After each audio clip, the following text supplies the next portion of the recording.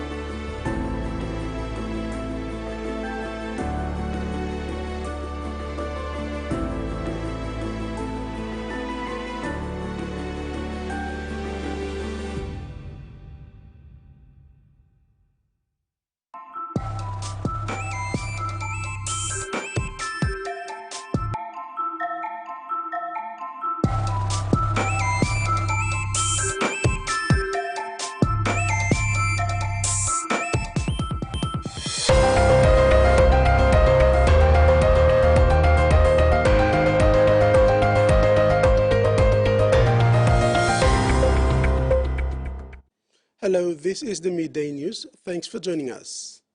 Oak Teddy Mining Limited generated a record 684 million kina for December in 2023, the highest recorded monthly revenue for the year. This result comes off the back of increased production and favorable metal prices, which were above budget for the month. Other factors contributing to the record revenue include strategic business improvements, operational efficiency, cost management, and uninterrupted copper shipments to buyers. OTML produced copper concentrate to push up sales in December, generating 398 million kina. Additionally, gold generated 278 million kina and silver generated 8.9 million kina. OTML Managing Director and Chief Executive Officer, Kedi Ilimbit, said they saw productivity improvements throughout the entire production chain from mine to mill and port. OTML Managing emphasized that this result underscores the success of the Restore, Reset and Reinvigorate strategy implemented in 2023 to overhaul the business. A ministerial meet and greet between the Forestry Department and PNG Forestry Association landowners and other stakeholders highlighted the industry's objective of downstream processing of logs and carbon stock by 2024. Managing Director of the Forest Service, Don Mosoros, informed at the meeting that plans are in place to establish 4 processing plants around the country in line with the government's call to prioritize downstream processing in the country. We're looking at major emphasis on downstream processing. We're looking at establishing 4 sites in the country, what we call our Forestry Industrial Park, in which we'll bring all the logs into these 4 sites and go into downstream processing. We're also looking at, under the new act, we're also looking at nature-based solutions that include the option to go into carbon trading. Chief Executive Officer of the Port Moresby General Hospital, Dr. Paki Molumi, expresses gratitude for the government's commitment to the Papua New Guinea National Cancer Center. The facility, in its advanced stages of Phase 3 construction, with a government investment of 105.8 million kina, will feature 2 linear accelerator cancer machines, a brace therapy unit, and nuclear machine development. Dr. Molumi emphasizes the government's full funding, detailing the 50 million kina contract awarded in September 2023 and an additional 55.8 million kina for equipment procurement. With construction on track, the hospital aims to commission the facility by the second quarter of 2025, marking a transformative leap in cancer care for the nation. The National Evangelical Lutheran Church Synod is underway in Yalibu, Southern Highlands Province. Into its third day, the Synod has attracted Lutheran faithfuls from all over PNG, including missionaries from overseas. The Synod opened in a colourful ceremony on Monday, attended by all members of Parliament from Southern Highlands. Finance Minister Rembo Paita, Energy Minister Keranga Kua, Housing Minister Dr. Kobi Bomareo, and Morobe Governor Luther Wenge. In welcoming the delegates to the Synod, Governor of the host province William Powie referred to the event as a divine intervention when his province was going through a lot. He thanked the Lutheran Church for choosing Yalibu to host the conference and for bringing services such as schools to the province. Called the Emmanuel District, the first missionaries arrived here in the mid-1950s and have been instrumental in the development of Yalibu and Southern Highlands Province. In the spirit of providing credit guarantees to support small and medium-sized enterprises in PNG, Women's Microbank or Mama Bank signed an innovative agreement with the Credit Guarantee Corporation Limited recently. Mama Bank advised that the agreement brings the company confidence in providing services, especially access to credit, developing and growing their business, and ultimately contributing to economic growth in the country. Mama Bank was one of the 10 financial institutions in the country that signed the agreement with CGC to help access SMEs access finance, allowing them to grow their businesses, generate employment, and contribute to the larger goal in achieving economic growth. Victoria's historic efforts for treaty with the state's First Nations people have hit a hurdle, with the coalition dumping its bipartisan support for the process. The about-face was made in secret last year, around the time of the Voice referendum, and driven by fears of financial reparations, community division, and anger over current cultural planning laws. It seems 2 years is a long time in politics. This side of the House, both the Liberals and the Nationals parties, are committed to working with the Indigenous community on treaty as well. But that's changed. And lots of people would say, how can you have a treaty with yourself? Because we are all Australians. This is a giant U-turn. This is a gutless decision. Well before the Voice was run and lost, Victoria had already begun a treaty process with Aboriginal Victorians via the elected First Peoples Assembly. The opposition's about-face was made last year during the referendum, but kept secret.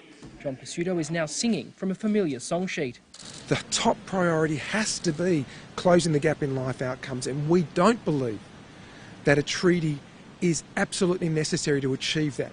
In fact, it might lead people to feel more divided from one another. Where have they come to us with these worries to problem solve them with the people who could help find solutions? It's really confected outrage, it's really confected division. While state-based treaty will take years to negotiate, coalition MPs are worried about possible financial reparations and have concerns about a cultural heritage review scheme that is delaying critical development.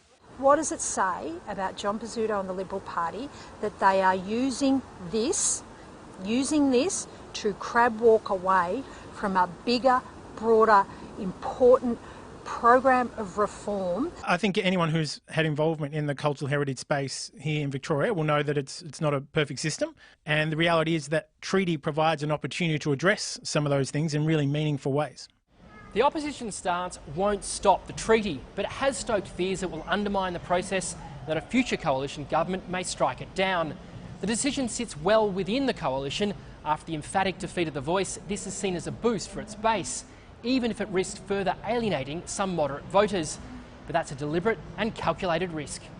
We as a people, we've struggled through all sorts of things across decades, generations, centuries, and I see treaty as a great hope for our people to progress towards, and I will remain hopeful. A struggle that has years.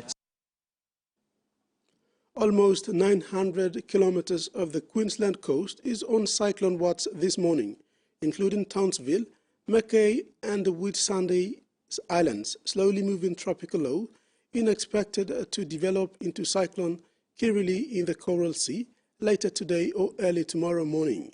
before intensifying into a Category 3 system.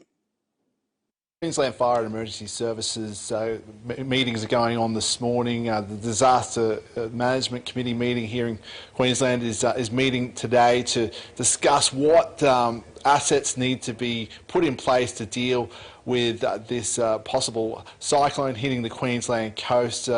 It's expected to develop into a cyclone early tomorrow morning. So look, that meeting will be happening soon, and we already know that the Queensland Fire have moved some assets up north already. They're also in a position to ask for assistance from other states if it is required, if it gets to that point, because the cyclone, as you said, is tracking very slowly at the moment. So it's currently sitting around 840 kilometres northeast of Townsville. So it's been around that location for quite some time, moving slowly. It hasn't moved as quickly as they thought it would. There's also a possibility that once it does cross the Queensland coast, it might be slightly weaker than what was first predicted. It might be a Category 2 cyclone, but that could still bring heavy rainfall, and the rain is expected to affect not only North Queensland, but also vast parts of the Queensland coastline, and many parts of Queensland could be hit with lots and lots of rain. In fact, the Premier Stephen Miles, we heard him talking earlier on. He says that we could have over a metre of rain in some locations. Here's some of what Stephen Miles said a little bit earlier on. It's now heading towards more heavily populated areas, and so we need them to get ready. North Queenslanders, but particularly North Queenslanders, know what to do. They've been through disaster after disaster. We are going to need to call upon other states and the Australian government if the worst case scenarios play out here. But right now the focus is on getting those predictions and using those predictions to pre-deploy our emergency services and to warn local communities about what's likely to come for them. So, Melissa, it is a changing situation. The Bureau of Meteorology is giving us regular updates, and we'll continue. As the school year resumes, an unprecedented number of Queensland kids won't be returning to the classroom. Homeschool registrations have skyrocketed since the pandemic, with the behavioural issues, bullying and class sizes pushing more families to ditch mainstream education.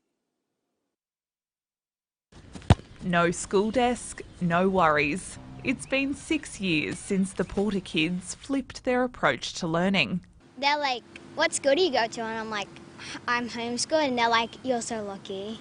Their mum never planned to homeschool, but her son's behavioural struggles pushed her to give it a go. The experience just worked out so well that we haven't looked back since. Homeschooling surged during the pandemic, and it's getting more popular. Those kids felt that they just learned better at home and were more comfortable learning in their home space. In Queensland, homeschool registrations have boomed, from less than 3,500 in 2019 to more than 10,000 students last year. And experts say the number of unregistered families makes it even higher. They're disaffected about how schools are being run. A lot of them are unhappy with policies and procedures. Many of them are unhappy with the focus on standardised testing. Bullying, disability, neurodiversity, school refusal and class sizes are also key factors. We want to encourage as many young people to come to school as possible, to enjoy being at school, to enjoy interacting, to get the benefits of learning in a classroom. A review of Queensland's Education Act is underway, which includes a potential crackdown on homeschool requirements to ensure children don't fall behind. But experts say more regulation could lead to a rise in illegally unregistered students. Homeschooling comes at a cost, and the burden falls disproportionately on mothers. It's like I've had to obviously sacrifice a career. However, I totally think it's worth it. Some children just need extra help, and their parents are willing to do that for them. Thanks for your company. Join us at 6 p.m. for the main bulletin.